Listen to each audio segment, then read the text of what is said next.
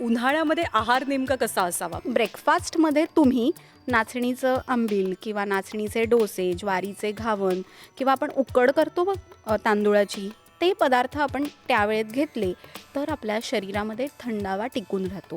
आपण 5 प्रकारचे वॉटर बघूया, की धने-जिरे पाणी, की शरीरामधला जो काही इम्बॅलन्स आहे उष्णतेचा, तो रेग्युलराईज करायला मदत करतं. त्यानंतर गुलकंद वॉटर, शरीरात वाढलेली उष्णता कमी करायला मदत करतं. तिसरं म्हणजे डाळिंब.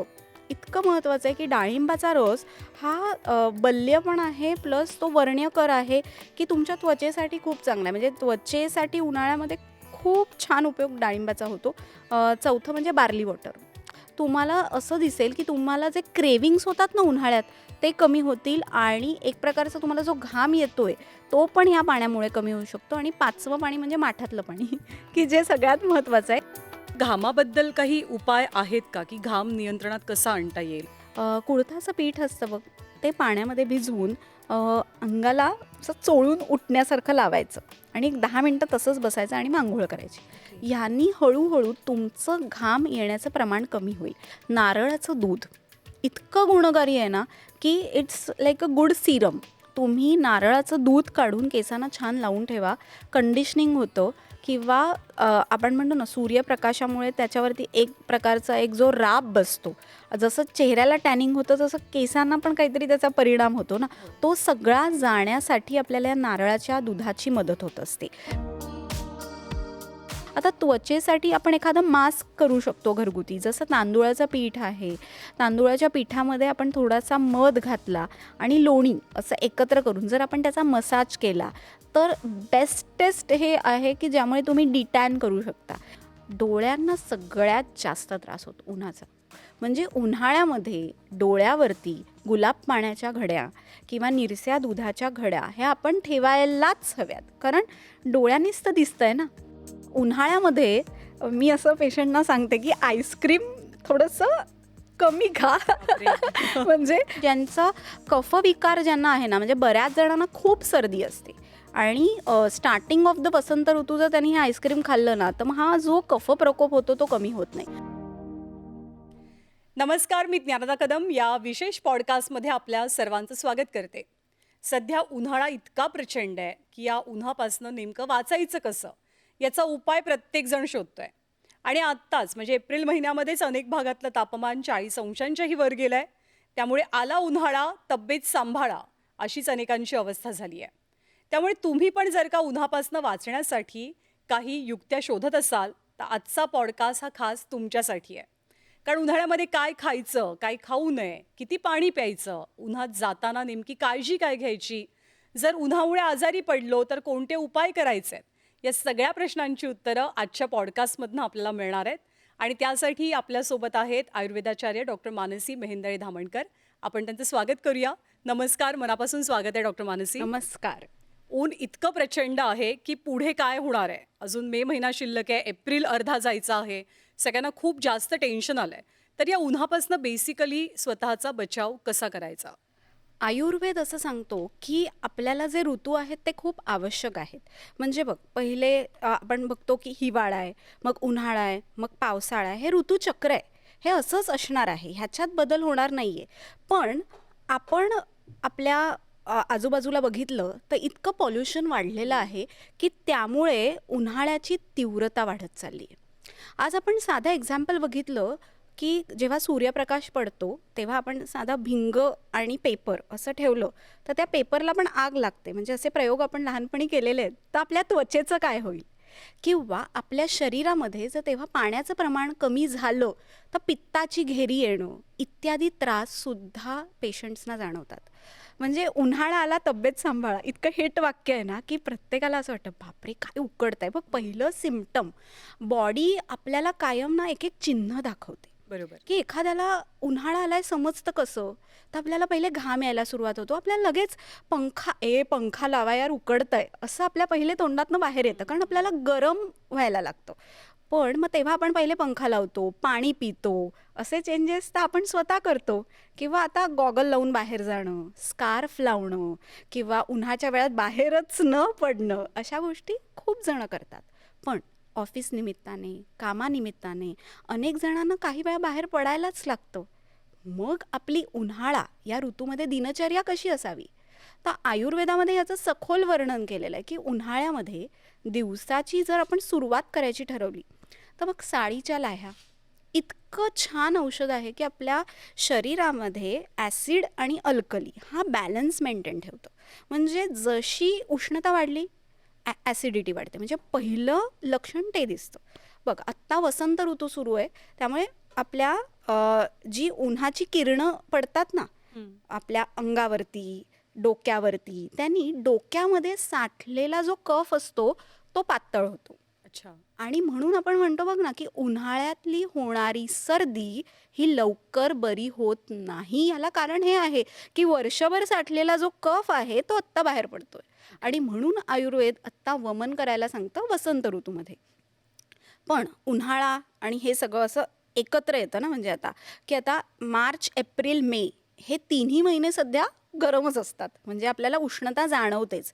आणि त्यावेळी जर आपण ऋतुचर्या फॉलो केली की सकाळी उठल्यावर गुलकंद वॉटर किंवा आपण लाह्यांचं पाणी धने जिरे पाणी असं पाणी घेऊन सुरुवात केली ना तर सुरुवातीलाच ती उष्णता एकदम वाढत नाही. आणि कोवळा सूर्यप्रकाश घ्यायचा अंगावरती. म्हणजे मॉर्निंग वॉकला तुम्ही जात असाल तर तुम्ही सकाळी लवकर जा. म्हणजे 9 नंतर जाऊ नका. म्हणजे 6 ते 9 हा स्पॅन ठेवा. कारण सूर्यप्रकाश मिळणं पण महत्त्वाचं आहे.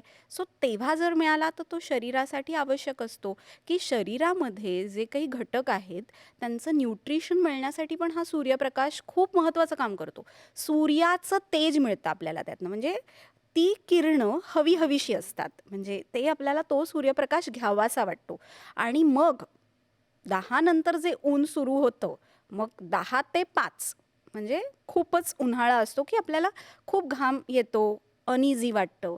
मग आपण काय काय क्लुप्त्या करू शकतो अशा वेळेला. एक पेशंट आलेली तिला इतकं म्हणजे इतका त्रास व्हायचा की ती म्हणाली की मी कॉलेजला बसूच शकत नाही. तिला एक आयडिया सांगितली. तिला सांगितलं की तू ना बरोबर कोकम सरबताची बॉटल ठेव. तर तू थोडंसं सिप सिप ते पीत राहा किंवा धने जिरे पाणी एक छोटी बॉटल करून. तर तिने दुसऱ्या दिवशी मला काय सांगितलं मानसीताई पहिले ना ते सरबत पिताना मला गरम गरम लागलं. म्हणजे ते सरबत पण गरम झालेलं. पण मला दुसऱ्या दिवसापासून मला त्याचा त्रास कमी जाणवला. म्हणजे शी प्रिफर्ड की मला धने जिरे पाणी खूप छान जमलं.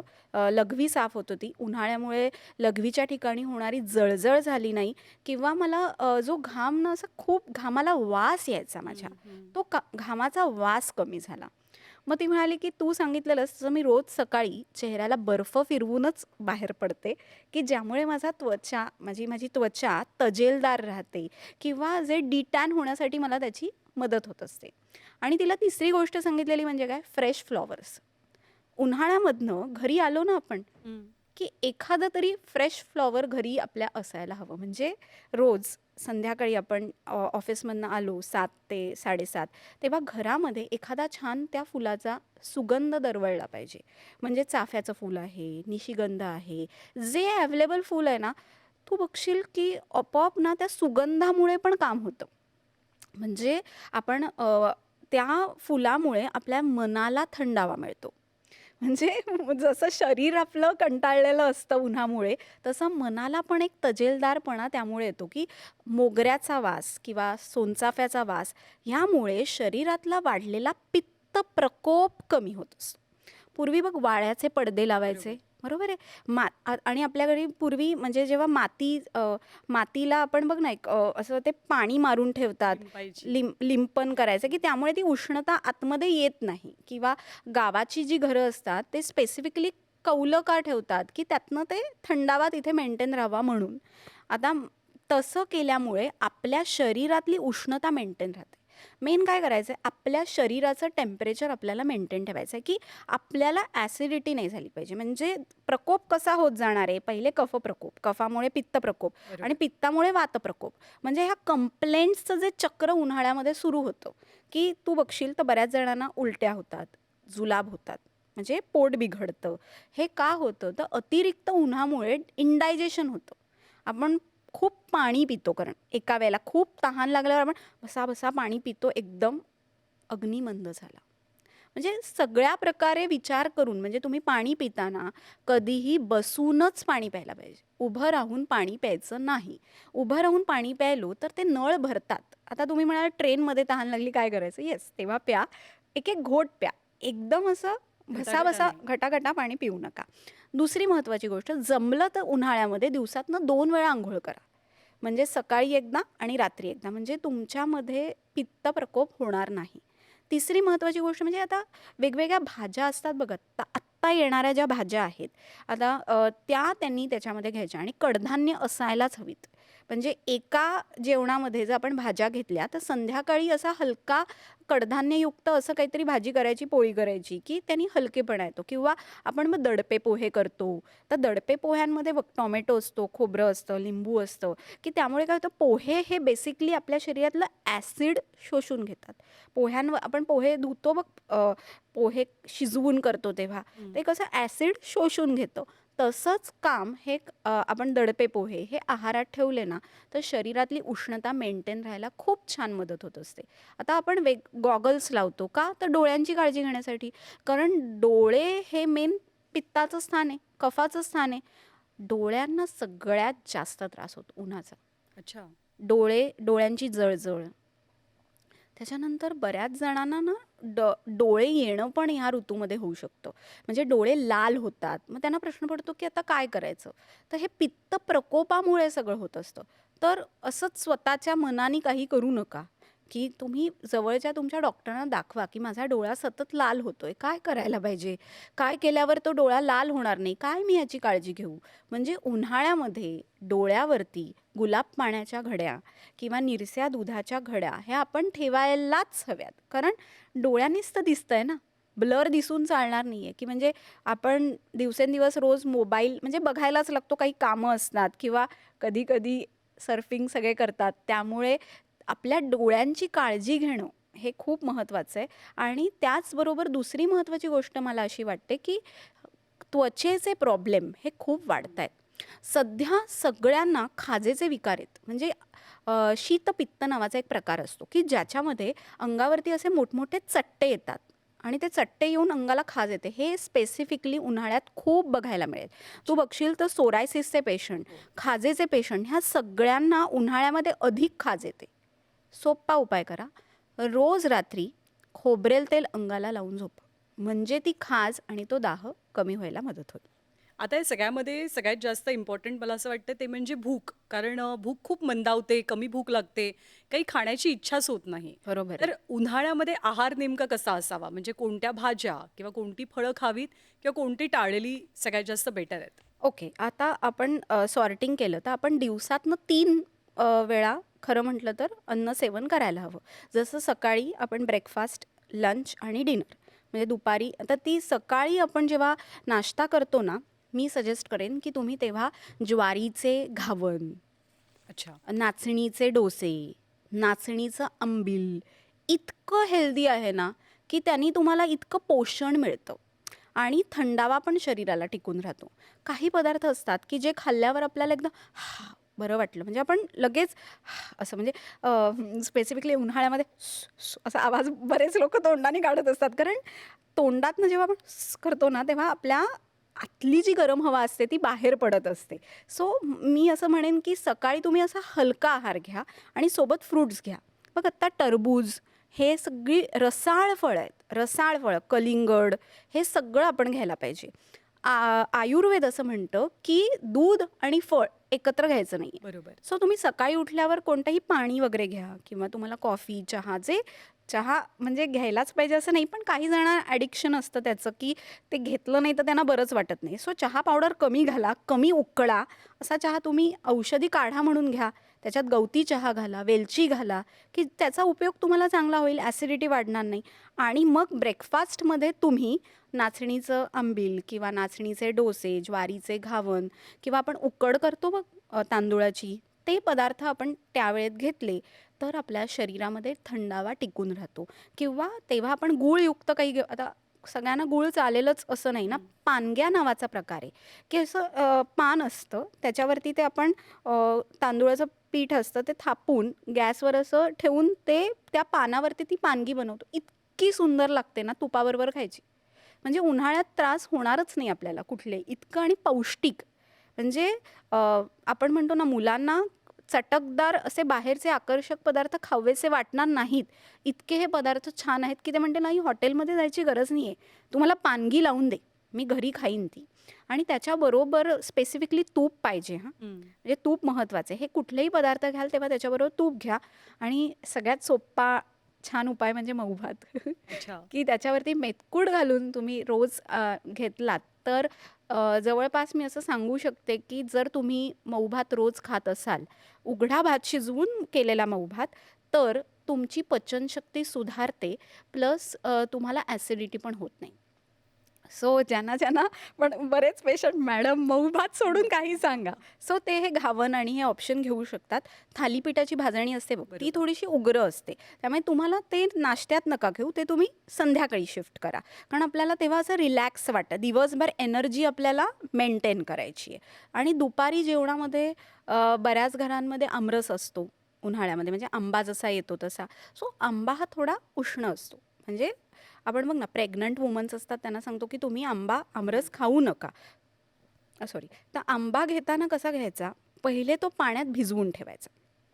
म्हणजे ते पाणी त्यातली जी काही एनर्जी आहे, उष्णता आहे, ती शोषून घेतं. किंवा आमरस खाताना त्याच्यामध्ये दूध घालू शकता किंवा तूप घालू शकता की ते तुम्हाला बाधत नाही. म्हणजे तुम्हाला त्यामुळे जुलाब होणार नाहीत किंवा अपचन होणार नाही, गॅसेस येणार नाहीत, पचायला मदत होते. आणि तिसरी महत्त्वाची गोष्ट म्हणजे आमरस हा आपण प्रमाणातच खायला पाहिजे. म्हणजे कितीही आवडला तरी आफ्टर 40 तुम्ही 1 वाटी रस स्टिक ठेवा. कारण कसं HbA1c, ग्लायसेमिक इंडेक्स ह्याचाही आपण विचार करायला पाहिजे. जर आपण षड्रसात्मक आहार घेतला तर मग आपल्याला कुठलाही व्याधी होणार नाही आहे ना. सगळे रस पोटात जायला पाहिजेत, पण प्रमाणात. त्याच्याबरोबर त्यांनी सांगितलं आहे नारळाचं दूध असतं बघा आपल्याकडे अवेलेबल, तर कधीतरी तुम्ही त्या नारळाच्या दुधातली खीर पण करू शकता. त्या नारळाच्या दुधामध्ये एक वैशिष्ट्य असं की जसं नारळ हे श्रीफळ आहे ना, की सगळ्याच गोष्टीत ते आपल्याला लाभदायक आहे, तसं हे दूध असतं ना ते आपल्या शरीरात वाढलेलं पित्त शमन करतं. आणि म्हणून सकाळी ब्रेकफास्टला नारळ पाणीसुद्धा आपण घेऊ शकतो. की अच्छा. त्यामुळे उन्हाळ्यामध्ये जी आपल्याला उष्णतेचा जो त्रास होतो तो कमी व्हायला आपल्याला नक्की मदत होते. पण ते घेताना काळजीपूर्वक घ्यायचं आहे. कारण काही जणांना उलटी रिॲक्शन होते की नारळ पाण्याने काही जणांना ॲसिडिटी होऊ शकते. कारण ओके. ते मूत्रल आहे आणि त्यामुळे काही वेळा जास्त तहान पण त्यामुळे लागू शकते. But it's very good. म्हणजे आपण म्हणतो ना सगळ्या मॅग्नेशियम आहे, ह्या सगळ्याचा बॅलन्स करण्यासाठी ते खूप मदत करतं. म्हणजे चक्कर येऊ म्हणजे एक नारळ पाणी दोघांमध्ये चालेल. आणि उन्हाळ्यामध्ये आपल्याला जनरली सगळेजण सांगत असतात की पाणी पित राहा, पाणी पित राहा. बाहेर जाताय पाणी प्या, घरी आलात पाणी प्या. म्हणजे हायड्रेटेड राहा, सगळ्यात महत्त्वाची गोष्ट. तर उन्हाळ्यामध्ये शरीराची पाण्याची गरज किती असते सर्वसामान्य माणसासाठी आणि बरोबर. पाणी किती प्यायचं? आपण जनरली असं सांगतो की तुम्हाला तहान लागल्यावर पाणी प्या. हं. असं रूल आहे की म्हणजे पाणी प्या म्हणजे काय रोज असं ठरवून 4 लिटर पाणी प्या असं नाही. तुम्हाला तहान लागली पाहिजे. तहान लागली याचा अर्थ तुमच्या शरीराला पाण्याची गरज आहे. बरोबर. आपण भाजी खातो किंवा आमटी घेतो किंवा आपण सकाळपासून जे पदार्थ खातो ना त्यातनंही शरीराला पाणी मिळतच असतं. सो 2.5 लिटर 2.5 ते 3 लिटर पाणी मिनिमम आपण इतर ऋतूंमध्ये सांगतो. सो उन्हाळ्यामध्ये ते 3.5 लिटरपर्यंत जायला पाहिजे तरच ती लघवी साफ होते. पण बघ ना कधी कधी कसं असतं उन्हाळ्यामध्ये आपल्याला ते पाणी जे साधं असतं बघ ना ते जात नाही, आपल्याला प्यावंसं वाटत नाही आणि म्हणून मातीचा माठ की त्यातलं पाणी आपण पितो. म्हणजे आपण म्हणजे मला असं आठवतं की आपली आई आजी वरती ठेवलेला माठ बरोबर उन्हाळ्याच्या आधी खाली येतो, स्वच्छ धुतला जातो गरम पाण्याने, त्याच्यावरती एक फडकं बांधून ठेवलं जातं आणि मग ते गार झालेलं पाणी जे असतं ना, आहा! फ्रीजच्या पाण्याची गरजच नाही. आणि तृष्णा, पिपासा म्हणजे तृष्णा बघ कशी असते की पाणी प्यायल्यावरती शमन होऊन जाते. पण पिपासा कशी असते? हव्यास म्हणजे हं. ती शांतच होत नाही. म्हणून ते मातीच्या भांड्यातनं पाणी प्यायल्यावर तुम्ही बघा तुमची तहान शमते. आपल्याला ना इच्छा होत राहते, नाही तर ते माझी तहान पूर्ण नाही झाली आहे. म्हणजे भूक जशी लागते तशी तहान लागते. बरोबर. सो त्यासाठी तुम्ही मातीच्या भांड्यातनं पाणी प्या. आम्ही घरी माझ्या नवऱ्यानी दोन्ही मुलांसाठी अशी छोटी छोटी मातीची भांडी बनवून घेतली आहेत त्यांची नावं टाकून. सो त्यांना ते असतं. आता म्हणजे इतर ऋतूंमध्येही ते त्याच्यातनंच पाणी पितात. पण मी एक फरक बघितला की स्टीलच्या भांड्यापेक्षा मातीच्या भांड्यामध्ये त्या पाण्याचं आपल्याला एक जी चव असते ना ती वेगळी लागते आणि त्याचा अधिक फायदा आपल्या शरीराला होतो. पाणी हे योगवाही आहे. आज मी अनेक पेशंटना सांगते की तुम्ही जेव्हा नामस्मरण करता दिवसभरात कधीही, तेव्हा पाण्यावरती हात ठेवा आणि ते पाणी तुम्ही पीत जा. म्हणजे ते अणुरेणूंपर्यंत पोचतं. अगदी तुम्ही 2 वेळा नामस्मरण केलंत ना तरी हात ठेवून करा की ते तुमच्या पूर्ण शरीरापर्यंत पोचतं. आपण बघ ना तो रस म्हणजे शरीरामध्ये जे सप्तधातू आहेत, जे त्रिदोष आहेत, ते सगळ्यापासून आपलं मन बनत असतं. जर आपलं मन उत्तम असेल तर आपण विल पॉवरवर आपण माणूस काहीही करू शकतो. पण आपलं मनच कमकुवत असेल तर मग आपल्याला नैराश्य येतं, डिप्रेस वाटतं. आणि उन्हाळ्यामध्ये तू बघशील तर आपण अर्ध्याधिक वेळा असेच असतो, रे कंटाळा आलाय, चिडचिड, राग. आता तू माठाचं सांगितलं, तर घरामध्ये माठ असतो, छान त्याच्यात पाणी पण असतं. आपण ग्लास घेऊन जातो, पण अनेक जण माठाच्या ऐवजी फ्रिजकडे वळतात, कारण थंडगार पाणी हवं असतं. म्हणजे असं वाटतं की नाही, आपलं शरीर शांत व्हायला पाहिजे आणि त्यासाठी हा फ्रीजमधल्या पाण्याचाच उत्तम पर्याय आहे. तर काय ॲडवाईस तू देशील की फ्रीजमधलं पाणी प्यावं उन्हातनं आल्या आल्या, घरी असताना उन्हाळ्याच्या दिवसात, का ते टाळावं? ते टाळायला हवं. आपण बाहेरून आलो आणि लगेच जर आपण गार पाणी प्यायलो ना, अत्यंत चुकीचं आहे. कधी-कधी यामुळे बीपी सुद्धा फ्लक्च्युएट होतं. बघ, बाहेर तापमान अधिक होतं, आपण घरी आलो, तहान लागली म्हणून फटाफट बाटली काढून फ्रीजमधलं पाणी प्यायलं, तर असं करू नका. तुम्ही एका जागी शांत बसा, पंखा लावा, पहिले पायावरती पाणी घ्या. म्हणजे तुमचं शरीराचं टेम्परेचर कमी व्हायला लागतं ना, म्हणजे नॉर्मल यायला लागतं. मग एका ग्लासमध्ये पाणी घ्या थोडंसं, आणि जर ते तुम्ही माठातलं घेतलं तर सगळ्यात चांगलं आहे. आणि थोडासा गुळाचा खडा चघळून घ्या. ते इतकं महत्त्वाचं आहे ना की बाहेरून आल्यावर आपलं बीपी कदाचित फ्लक्च्युएट होतं एकदम गार पाणी प्यायल्यावर. आणि काही जणांना याचा खूप त्रासही झालेला आहे. म्हणजे काही केसेस अशा घडलेल्या आहेत की उन्हातनं आल्यावर लगेच गार पाणी प्यायल्यामुळे खूप त्रास झाला आहे. सो आपण असं कशाला करा की जे विरुद्ध आहे ते नाही करायचं आहे, जे योग्य आहे ते करायचं आहे. सो तुम्ही बसा, 5 मिनिटांनी जरूर पाणी प्या, पण अगदी फ्रीज कोल्ड एकदम नाही. तुम्ही मिक्स करून पाणी प्या. आता कसं आहे, तहानच भागत नसेल तर कधीतरी फ्रीजमधलं पाणी प्यायला काही हरकत नाही. फक्त त्याचा जो विपाक असतो ना तो उष्ण असतो. म्हणजे जसं आपण आईस्क्रीम म्हणतो ना की थंड लागतं म्हणून खातो, पण ते खरं शरीरासाठी उष्ण आहे. आईस्क्रीम तसं माठातलं जे पाणी आहे ना ते शरीरासाठी थंडच आहे. पण जर तू म्हणशील की फ्रीजमधलं पाणी थंड आहे मग शरीरात जाऊन, नाही, ते उष्ण पद्धतीने काम करतं. ओके. सो उन्हाळ्यामध्ये मी असं पेशंटना सांगते की आईस्क्रीम थोडंसं कमी खा. म्हणजे आईस्क्रीम, म्हणजे ज्यांना सर्दीचे पेशंट आहेत ते बेसिकली, ज्यांना जे पित्त प्रकृतीचे पेशंट आहेत ते सगळे खाऊ शकतात. पण ज्यांचा कफविकार ज्यांना आहे ना, म्हणजे बऱ्याच जणांना खूप सर्दी असते आणि स्टार्टिंग ऑफ द वसंत ऋतू जर त्यांनी हे आईस्क्रीम खाल्लं ना तर मग हा जो कफ प्रकोप होतो तो कमी होत नाही. सो मे पासून ते खाऊ शकतात, पण एप्रिलमध्ये लगेच नको, की ज्यामुळे त्यांच्यातला कफ वाढणार नाही. आणि आईस्क्रीम खाल्लं तर गपचूप घरी येऊन भांडवर गरम पाणी प्यायचं. हे लक्षात ठेवायचं की कुठेही इंडायजेशन होऊन द्यायचं नाही किंवा आपलं म्हणजे पुढचं 5 दिवसाचं रुटीन बिघडलं नाही पाहिजे. आणि सोप्पा पाण्याचा काढा घ्यायचा. म्हणजे काय करायचं तर 4 कप पाणी घेऊन 2 कप पाणी करायचं आणि आपण रोज सकाळी ते बशीतनं गरम गरम पाणी प्यायचं. जर आईस्क्रीम खाल्लं तर पुढचे 2 दिवस हे करायचं. म्हणजे सर्दी होणार नाही किंवा कुठलाही ताप येऊ नये म्हणून आपण काळजी घ्यायची. कारण उन्हाळ्यातला ताप जो आहे ना तो पण लवकर बरा होत नाही. म्हणजे जे कफ प्रकोप झाल्यामुळे हा ताप कमी व्हायला पण आपल्याला खूप वेळ लागतो. वाळा असतो बघ ना, वाळा, तो पाण्यात टाकून ठेवायचा. म्हणजे ज्यांना ही तापाची टेंडन्सी आहे त्यांनी, की म्हणजे शरीरातलं तापमान मेंटेन ठेवायचं. आणि सोप्पा दुसरा उपाय म्हणजे आपल्याकडचं घरगुती तूप, जे आपण रोज असं जर हाताना चोळलं तर तुम्हाला जाणवेल की तुमच्या शरीरात किती उष्णता आहे. पूर्वी आपण म्हणजे काशाची वाटी असायची, त्यांनी आपण चोळायचो, कळायचं, पण हल्ली वेळ होत नाही. पण जरूर करून बघा आठवड्यातनं एकदा, सॅटर्डे नाईट, की जेव्हा तुम्हाला वेळ आहे, चोळून बघा ना किती काळी होते ती वाटी. तुम्हाला कळेल की तुमच्या शरीरात किती उष्णता आहे. आता हे झालं पाण्याचं. आपण हं, पाण्याबद्दल बोललो, की उन्हातनं आलेलं पाणी प्यायचं नाही. पण मग बरोबर. शरीराचं काय करायचं? कारण बऱ्याचदा असं होतं, की आपण ऐन उन्हातनं प्रवास करत असतो. म्हणजे शरीर अगदी गरम तापलेल्या तव्यासारखं असतं खरं आहे. आणि ऑफिस असो, घर असो, आपण त्या चिल्ड एसीमध्ये जातो आणि आपल्याला वाटतं, "हां, बरं झालं आपण आता फायनली एसीमध्ये आलो."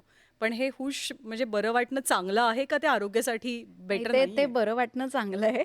पण बाहेर जेव्हा तुम्ही उन्हात जाता ना, तेव्हा तुम्ही मग छत्री कॅरी करू शकता किंवा स्कार्फ कॅरी करू शकता किंवा हल्ली ना ते असे कोट्स पण येतात हं. वरती पांढऱ्या सनकोट. रंगाचे सन कोट्स ते घालू शकता. कारण पर्यायच काही नाहीये ना, की सनरेज तुमच्या कपड्यांमधनं पण आत जाऊन तुम्हाला तो फील देणारच आहेत. म्हणजे त्यांची पॉवरच वेगळी आहे ना. सो तुम्ही सकाळपासूनच हायड्रेटेड राहणं हे महत्त्वाचं आहे. म्हणजे तुम्ही सकाळपासून जर शरीराला हायड्रेटेड ठेवलत म्हणजे आपण प्रिपेअर राहायचो, की मला हा वेळ आज उन्हात जायचंय. सो आधीपासून तयारी केली, तर मग का त्रास होईल? व्यवस्थित पोट भरलेलं असेल हं. आणि तर तुम्ही ती उष्णता पचवू शकता. अच्छा. म्हणजे आपल्या शरीराला इट्स लाइक होमिओस्टॅसिस ना. आपण थंडीत गेलो, की त्यानुसार आपलं शरीर बदलतं. गरमीत गेलो, की त्यानुसार शरीर बदलतं. जर तुम्हाला खूप घाम येत नसेल, तुम्हाला काही वेगळे सिम्प्टम्स जाणवत नसेल, जसं की डोकेदुखी आहे, हं. डोळेदुखी आहे किंवा आपण म्हणतो हातापायाची जळजळ आहे, पोटामध्ये खड्डा पडल्यासारखं वाटणं किंवा बऱ्याच जणांची कंप्लेंट आहे, की डोळे चुरचुरतायत, बरोबर. भूकच लागत नाहीये. जर तुम्हाला हे काही जाणवत नसेल, तर yes you are okay in उन्हाळा ऑल्सो. दुसरा एक महत्त्वाचा मुद्दा म्हणजे एसी. हं, कारण आता असं झालंय, की मुंबईसारख्या शहरांमध्ये आपण म्हणजे कुठलाही ऋतू असो, आपण एसी शिवाय जगू शकत नाही अशी परिस्थिती निर्माण झाली आहे. तर उन्हाळ्यामध्ये एसीचा वापर किती करावा? हे विचारण्याचं प्रयोजन असं कारण ऑफिसमध्ये प्रत्येकाच्या एसी असतो. 8-9 तास आपण ऑलरेडी एसीत राहतो. घरी गेल्यावरती सुद्धा आपण एसी ऑन करतो. त्याच्याशिवाय आपल्याला काही स्वस्थ वाटत नाही. तर काय ॲडवाइजेबल आहे? काय सल्ला आहे, की एसी किती वापरावा? बघ एसी शरीरासाठी चांगला आहे. हो. म्हणजे त्यांनी आपल्या शरीराला काही नुकसान होत नाहीये. कारण आपल्या शरीराचं एक प्रकारे तापमान त्यांनी मेंटेन राहतंय. हं. बरोबर आहे. पण एसी वापरण्यामुळे आपल्या निसर्ग चक्राला हानी होतीये, की त्यातनं जे बाहेर पडणारे जे काही व्हायब्रेशन्स आहेत, कार्बन किंवा हे जे काही गॅसेस आहेत, त्यामुळे आपल्याला निसर्ग चक्राला त्यामुळे हानी होत असते. म्हणजे मी तुला सांगते माझी मुलं आहेत. मला जर दुपारी 1 तास जरी एसी लावायचा असेल ना, हं. तरी मला काय-काय म्हणजे सांगतात, "आई एसी लावू नकोस, असं करू नकोस. आम्हाला टीचरनी सांगितलंय हे वाईट आहे. तू जा एक भांडंभर पाणी पिऊन ये आणि मग झोप. तुला झोप लागेल. नाहीतर एक गार पाण्याचा रुमाल असा गार करून डोक्यावर ठेव म्हणजे तुला झोप लागेल." सो मला असं वाटतं जी आपली नेक्स्ट जनरेशन आहे ना, त्यांना ही मॅच्युरिटी आली, तर काही प्रमाणात एसीचा वापर करायचा आणि काही प्रमाणात नाही करायचा. म्हणजे दिवसभरामध्ये सकाळी 1 तास आणि रात्री असा एसी आपण वापरू शकतो ना. हल्ली सर्रास आपण रात्रभर एसी पण वापरतोच. हं. पण एसीमुळे जर तू म्हणशील की शरीराला त्रास होतोय तर नाही. पण काही पेशंट्स आहेत की ज्यांना होतो, जे म्हणजे सर्दीचे पेशंट्स आहेत, की ज्यांना आमवात आहे, की ज्यांचे जॉइंट्स पेन आहे, की त्यांचे सगळे जॉइंट अखडून जातात. पण मग सुंठ आहे, एरंडेल तेल आहे, ते त्यांनी घ्यावं. कारण आत्ता उन्हाळ्यामध्ये मेंटेन करण्यासाठी जर शरीराचं टेम्परेचर मेंटेन करायचं आहे, तर काही प्रमाणात एसीचा वापर करायला लागतोय. कारण जर तुमच्या शरीरातलं रक्त घट्ट झालं, तर काय करणार आहोत आपण? हं. की ती तुमच्या शरीराचं टेम्परेचर मेंटेन करणं हे मस्ट आहे. कारण बाहेरचा उन्हाळा खूप आहे, त्यामुळे बरोबर. काही गोष्टी प्रमाणात करू शकतो. त्याचा साइड इफेक्ट शरीराला काही होत नाहीये, निसर्गाला मात्र होतोय. जनरली घाम खूप येतो उन्हाळ्यामध्ये. आपण अस्वस्थ होतो त्या घामाने. पण काही बरोबर? जणांना घाम जरा नॉर्मल जास्तच येतो. व्यक्तींपेक्षा खूप जास्त येतो. बरोबर. तर या घामाबद्दल काही उपाय आहेत का, की घाम नियंत्रणात कसा आणता येईल? अ, घाम म्हणजे काय आहे? तर एक प्रकारचं आपल्या शरीरामधलं जे काही टॉक्झिन्स आहेत, ते बाहेर पडण्याचं एक साधन आहे. बरोबर. म्हणजे आपल्या त्वचेला अनेक पोर्स असतात. या पोर्समधनं हा घाम बाहेर येतो. पण आता तू बघशील तर काही जणांच्या कपड्यांना ह्याचे स्टेन्स पडतात. हं. म्हणजे काय?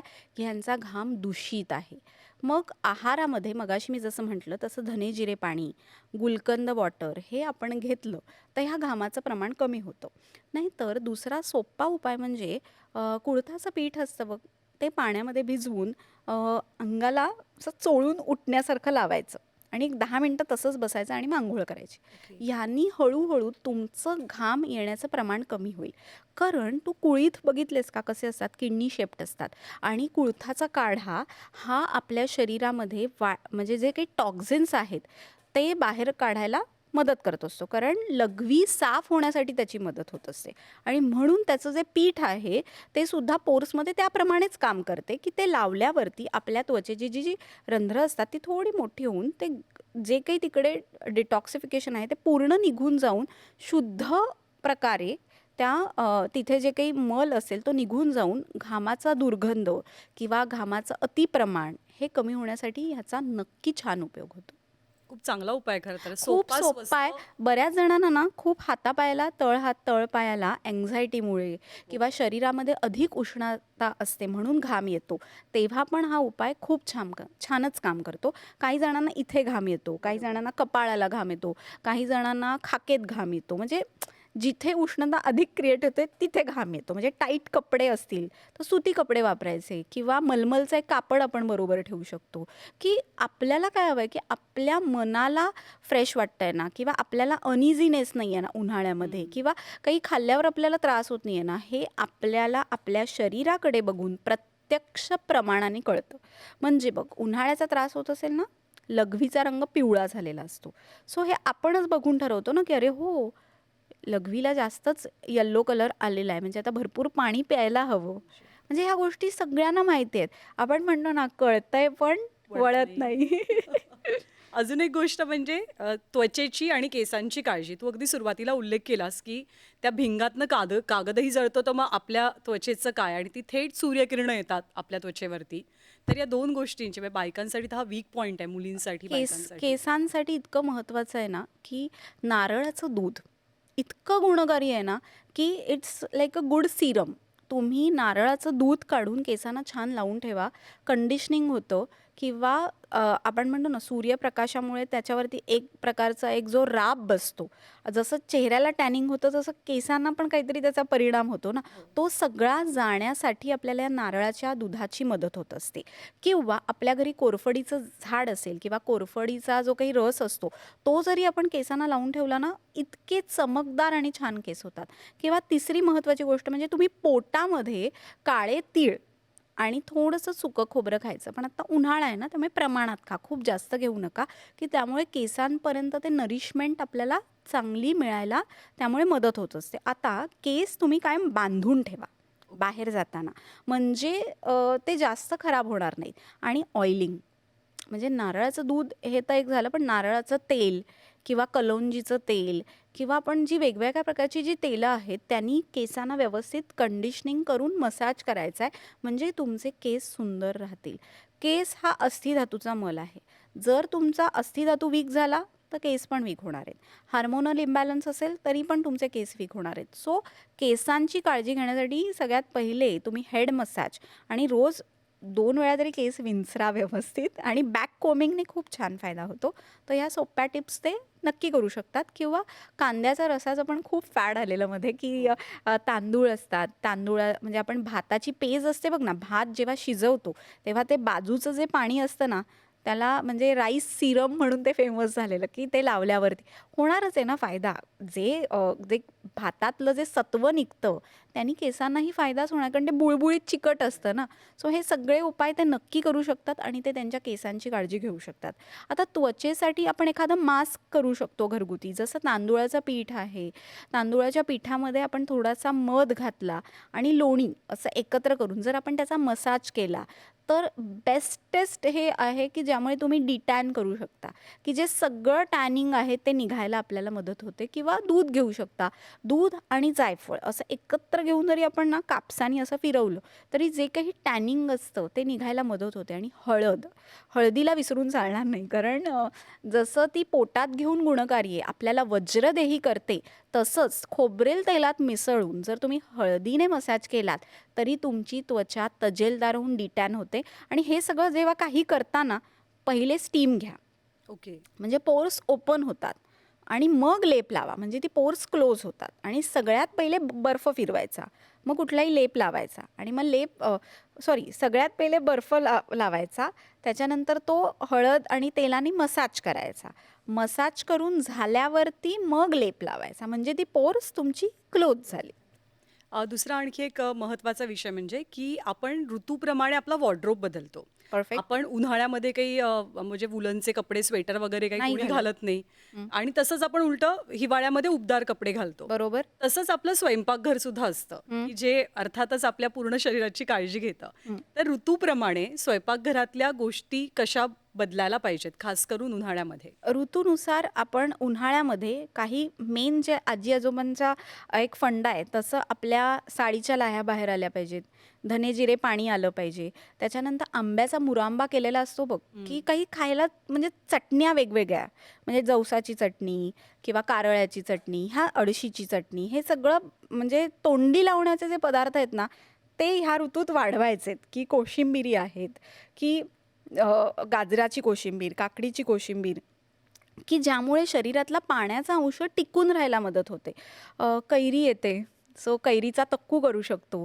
आता कैरी खाताना बऱ्याच जणांना आंबट असल्यामुळे आंबाताच्या पेशंटना मी सांगते, की मिठाबरोबर सुंठ लावा. म्हणजे तुम्ही खाऊ शकाल, की म्हणजे तुम्हाला त्रास होणार नाही. आणि आपण असं करू शकतो, की सकाळ, दुपार, रात्र असे 3 डिव्हिजन्समध्ये आपण डिव्हिजन करून वेगवेगळ्या चटण्या असतात बघ ना, खजुराची चटणी आहे किंवा कोथिंबिरीचा रस आहे, पुदिना आहे. याचा उपयोग जर आपण ह्या ऋतूमध्ये सगळ्याचा केला तर पचन चांगलं राहतं, शरीरातली उष्णता मेंटेन राहते. आणि आय वूड सजेस्ट की तुम्ही डोसा पीठ वगैरे हे बाहेरनं विकत न आणता तुम्ही घरी बनवा. म्हणजे उडदाची डाळ, तांदूळ हे घरी भिजत घाला आणि मग तुम्ही ते करा, म्हणजे ते तुम्हाला उन्हाळ्यामध्ये बाधणार नाहीत किंवा त्याचा तुम्हाला त्रास नाही होणार. की कसं असतं, बाहेरचं पीठ किती दिवस आंबलेलं आहे आपल्याला माहीत नाही ना. बरोबर. सो घरी भिजवलेलं पीठ इमिजिएटली घातलं तरी डोसे छान होऊ शकतात. की असे काही पदार्थ घ्यायचे की ज्यामुळे ना आपण असं म्हणू शकतो की तुमच्या जिभेवरची चव पण मेंटेन राहील आणि तुमचं आरोग्य पण उत्तम राहील. म्हणजे दोन्हीची सांगड आपल्याला घालायची आहे. की सकाळपासून रात्रीपर्यंत हे शेड्यूल आपण फॉलो करायचं, असं आपण लिहून ठेवलं की बऱ्याच गोष्टी सोप्या होतात.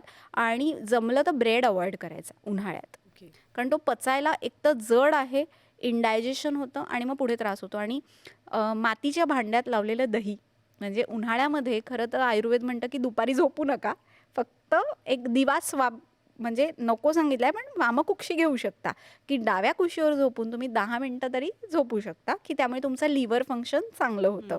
आणि दही त्यांनी नुसतं दही खायला नाही म्हटलं आहे उन्हाळ्यात, पण तुम्ही त्याच्यात थोडी साखर घालून घेऊ शकता किंवा ताक, म्हणजे ताकासारखं औषध नाही की जे घेतल्यावर एक रिलॅक्सेशन येतं, पण ते पाणी पातळ ताक करा आणि स्ट्रिक्टली त्याच्यात तुम्ही आलं घालायला विसरू नका.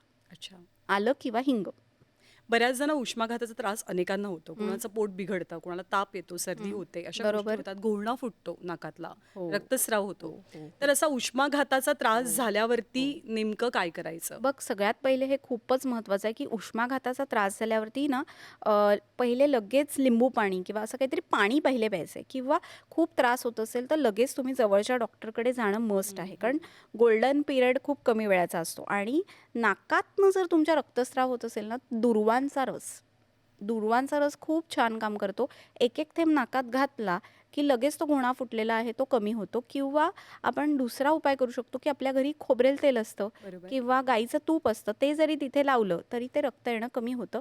पण कुठलेही प्रयोग स्वतः न करता लगेच तुम्ही तुमच्या जवळच्या डॉक्टरना दाखवणं हे का महत्त्वाचं आहे, कारण हल्ली बघ ना, कमी वयात पण खूप वेगवेगळे विकार होत आहेत. सो कुठली रिस्क न घेता यू जस्ट पहिले तुम्ही चेक करा की बीपी खूप शूटअप नाही झालं आहे ना, काय त्रास होतो आहे का, नुसता उष्माघातामुळे जळजळ आहे, तर ती पाणी प्यायल्यावर किंवा आपण लाह्या बत्तासे नुसते खाल्ले किंवा आपण साधं आपण म्हणतो ना फळं काही खाल्ली, म्हणजे फ्रूट प्लेट घेतली, अननस आहे हे खाल्लं तरी आपल्याला लगेच बरं वाटतं कोकम सरबत प्यायल्यावर. पण ह्यानीही नसेल होत, बरेच वेळेला इलेक्ट्रॉल पावडर्स आहेत, लोक लगेच ट्राय करून बघतात की काय होतं आहे, पण नसेल तर तुम्ही तुमच्या जवळच्या डॉक्टरांना भेटा. आणि आपल्याला जाणवलं ना की आपल्याला उन्हाचा त्रास होतोय तर काळजी नक्कीच घ्यायला पाहिजे, कारण ऊन इतकं आपल्या शरीरामध्ये फ्लक्च्युएशन्स करतं ना, म्हणजे उन्हाळा आला की सगळे बदल होतात. बरोबर. आणि मग ते पुढे जाऊन निस्तरण्यापेक्षा तुम्ही योग्य वेळी काळजी घ्या, म्हणजे precaution is always better than cure.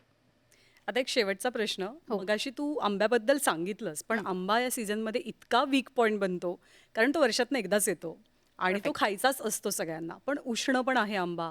आंब्यात साखरेचं प्रमाण खूप जास्त असतं. बरोबर आहे. तर आंबा कसा खावा याच्यापेक्षा किती प्रमाणात खावा, तो खाण्याच्या आधी जसं पाण्यात भिजवून ठेवणं. बरेच जण आंबे ना फ्रीजमध्ये पण ठेवतात आणि ते काढून खातात. हं. तर हे सगळं योग्य आहे का?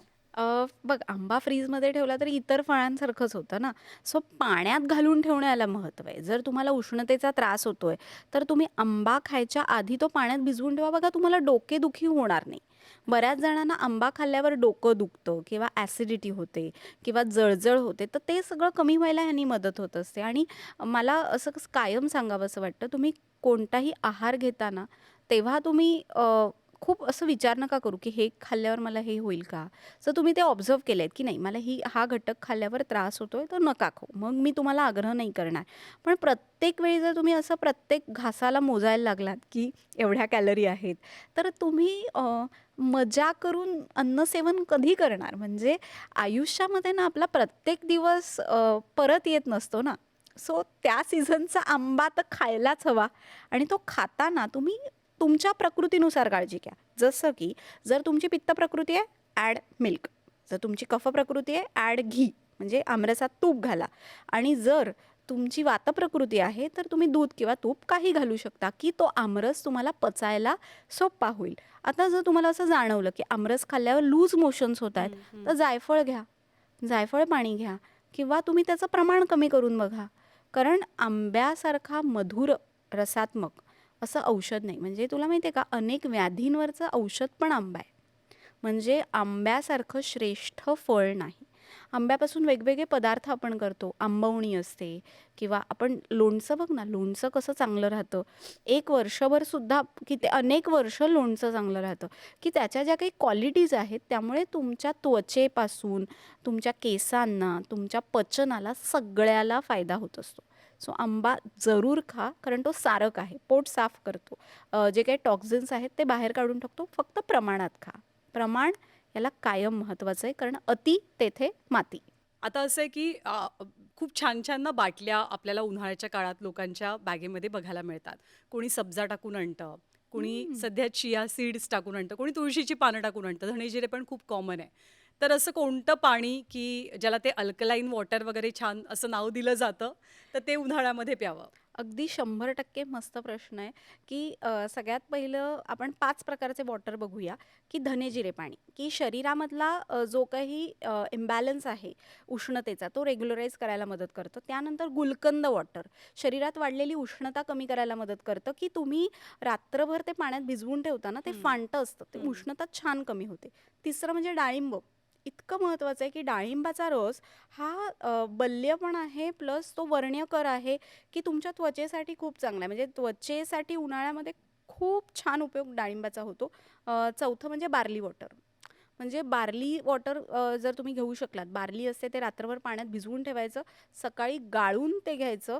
तुम्हाला असं दिसेल, की तुम्हाला जे क्रेविंग्स होतात ना उन्हाळ्यात, ते कमी होतील आणि एक प्रकारचा तुम्हाला जो घाम येतोय, तो पण ह्या पाण्यामुळे कमी होऊ शकतो. आणि 5वं पाणी म्हणजे माठातलं पाणी, की जे सगळ्यात महत्त्वाचं आहे. उसाचा रस आहे, की जो आवर्जून घ्यायला पाहिजे आणि कैरीचं पन्हं, की जे आरोग्यासाठी पण उत्तम आहे.